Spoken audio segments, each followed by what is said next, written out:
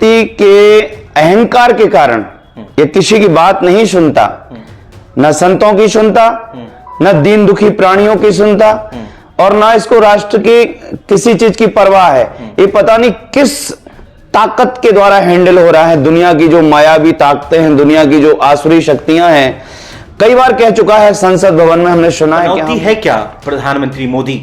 अरे भाई, अदूरदर्शी, एक अभागा, जबरदस्ती का, जो पूंजीपतियों के द्वारा स्थापित किया गया, एक तरह से अब क्या कहना चाहिए, देश के साथ दलाली करने वाला व्यक्ति है ये मोदी। हाँ जी, राहुल गांधी पनौती माने एक अभागा व्यक्ति, एक पाखंडी व्यक्ति। कौन? मोदी? हाँ जी बिल्कुल, झूठ बोलता है तो हम तो उसको पाखंडी कहते हैं, क्योंकि हाँ, तो जिसने अपना वजूद छोड़ दिया हो, जिसने अपनी मानवीयता छोड़ दी हो, जिसने अपना सत्य को, धर्म को, न्याय को, सब कुछ छोड़ दिया हो, ऐसे अभागी व्यक्ति को हम अपनी जबान पे लाना नहीं चाहते हैं। इस आदमी के अंदर इतना अहंकार है कि जहां ये जाता है वहां सड़ाम फैला देता है, दिमाग खराब कर देता है। जितने लोगों ने भी देखा होगा, इसके पहुंचने से ना तो खिलाड़ियों को प्रसन्नता हुई होगी और ना ही जो दर्शक थे सबका ध्यान भंग किया इसने वहां जाके। और जैसे ध्यान भंग होता है ना किसी भी खिलाड़ी का, किसी का, तो स्वाभाविक एक लक्ष्य उसको प्राप्त नहीं होगा। महाराज जी, इसको वहां जाना ही नहीं चाहिए था, जाना ही नहीं चाहिए था। और इस देश का ना कोई देश है, ना देश का कोई स्वाभिमान है, ना देश है, ना देश का कोई स्वाभिमान है भैया। इसलिए उन्हें क्या फर्क पड़ता है? तो रावण की बिरादरी के अट्टहास करने वाले राक्षस हैं। राक्षस कौन? यही जिनका नाम ले रहे हो। एक महान संत दयानंद जी हमारे साथ मौजूद हैं। स्वामी दयानंद जी, बहुत बहुत महाराज जी आपके चरणों में हमारा नमन है। कैसे देख रहे हैं, राहुल गांधी ने कहा है प्रधानमंत्री को पीएम मतलब पनौती मोदी। अच्छा बच्चा, आप वही हो जो उस दिन आपने हमारा इंटरव्यू लिया था। जी। मेरा नाम परिव्राजक स्वामी दयाशंकर दास है। जी, माफी चाहता हूँ महाराज जी। और हम व्यक्ति निंदक नीरे राखिए आंगन कुटी छवाए, बिन पानी बिन सावना निर्मल करें शुभाए। संतों का उद्देश्य होता है कि जो भूले भटके अज्ञानी प्राणी भटक रहे हैं उनको सही दिशा देना। तो अभी जिस देश के प्रधानमंत्री का आपने नाम लिया, वो प्रधानमंत्री अभी अपने इस ये जो खेल में पराजय हुई है, कारण है कि वर्ल्ड कप में पराजय का, क्योंकि जिस देश का मुखिया, उसको यही पता ना हो कि हमारे जो खिलाड़ी हैं उनको निरंतर ऊर्जित करने का जो विज्ञान है वो क्या है। और इस प्रधानमंत्री के अभागी होने का ये जो निरंतर एक तरह से रेशियो बढ़ता जा रहा है, उसका कारण है कि इस व्यक्ति के अहंकार के कारण ये किसी की बात नहीं सुनता, न संतों की सुनता, न दीन दुखी प्राणियों की सुनता, और ना इसको राष्ट्र की किसी चीज की परवाह है। ये पता नहीं किस ताकत के द्वारा हैंडल हो रहा है। दुनिया की जो मायावी ताकतें हैं, दुनिया की जो आसुरी शक्तियां हैं, कई बार कह चुका है संसद भवन में, हमने सुना है कि हम वर्ल्ड ऑर्डर को बढ़ा रहे हैं, कर रहे हैं।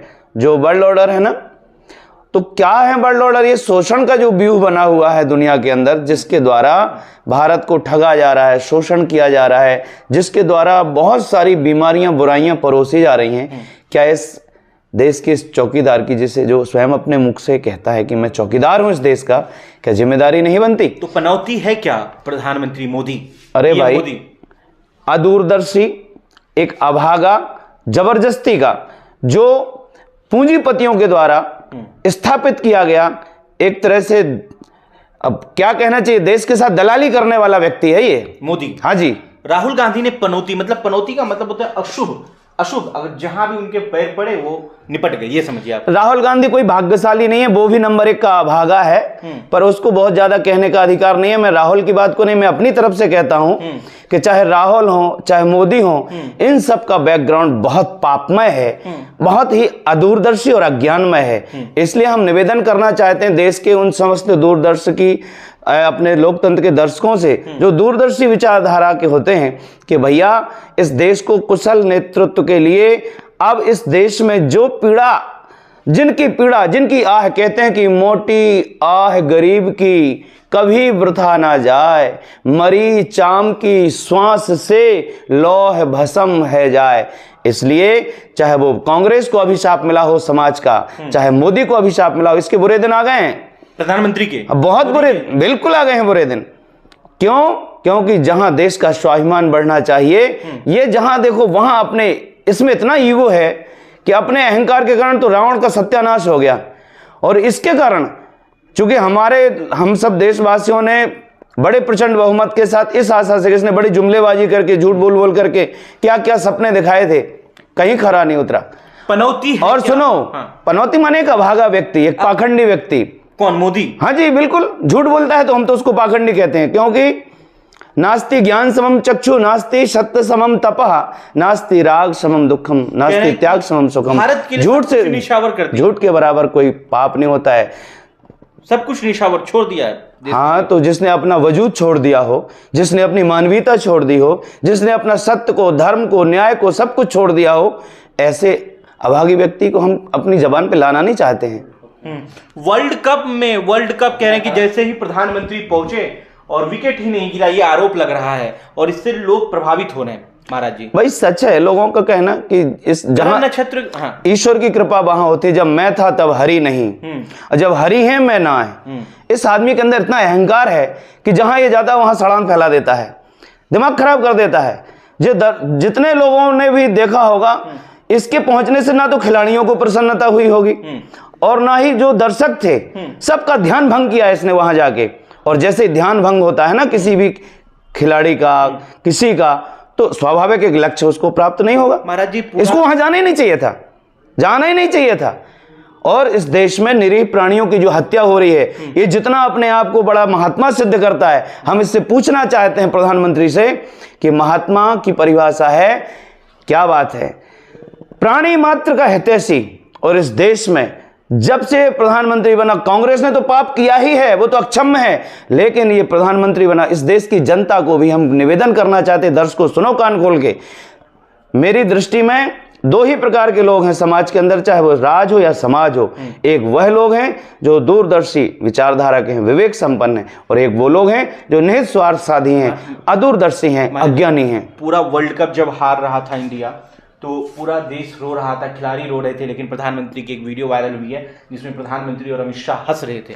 नॉनसेंस, कोई असर ही नहीं है इनका, ना कोई देश है, ना देश का कोई स्वाभिमान है, ना देश है, ना देश का कोई स्वाभिमान है भैया। इसलिए उन्हें क्या फर्क पड़ता है। तो रावण की बिरादरी के अट्टहास करने वाले राक्षस हैं, राक्षस। कौन? यही जिनका नाम ले रहे हो।